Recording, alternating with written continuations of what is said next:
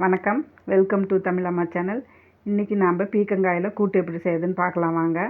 அதுக்கு பீக்கங்காயில் மேலே இருக்கிற தோலெல்லாம் சீவி எடுத்துருங்க.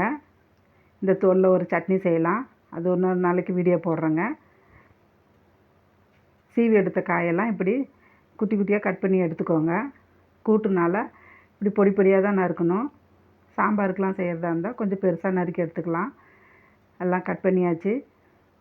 இப்போது இந்த காயெல்லாம் ஒரு குக்கரில் போட்டுக்கலாம்.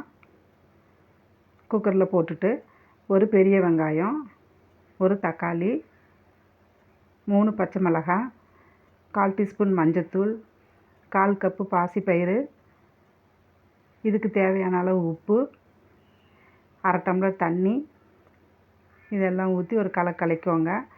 தண்ணி அதிகம் விட தேவையில்லை. இந்த பீக்கங்காயிலே தண்ணி விடுங்க, அதனால் அந்த தண்ணியே போதும். இது குக்கரில் வேக வச்சுருங்க. 3 விசில் வரட்டும். இதுக்கு ஒரு பேஸ்ட்டு ரெடி பண்ணணும். தேங்காயும் ஒரு 1/4 டீஸ்பூன் ஜீரகமும் போட்டு மிக்சியில் அரைச்சி எடுத்துக்கோங்க. அவ்வளோதான். இந்த பருப்பு காயெல்லாம் வெந்துருச்சு. கரண்டி வச்சு இப்படி மசிச்சுக்கோங்க. இதுக்கு ஒரு தாளிப்பு ரெடி பண்ணணும். கடாயில் எண்ணெய் ஊற்றி கடுகு, கடலைப்பருப்பு, காஞ்ச மிளகாய், கருவேப்பிலை இதெல்லாம் போட்டு இந்த பருப்பு கடையிலே அதிலே ஊற்றிக்கோங்க.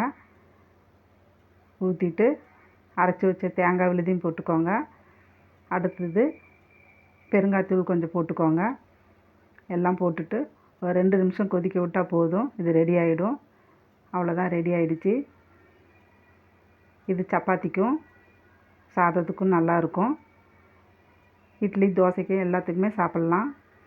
நீங்களும் வீட்டில் ட்ரை பண்ணி பாருங்கள். நன்றி.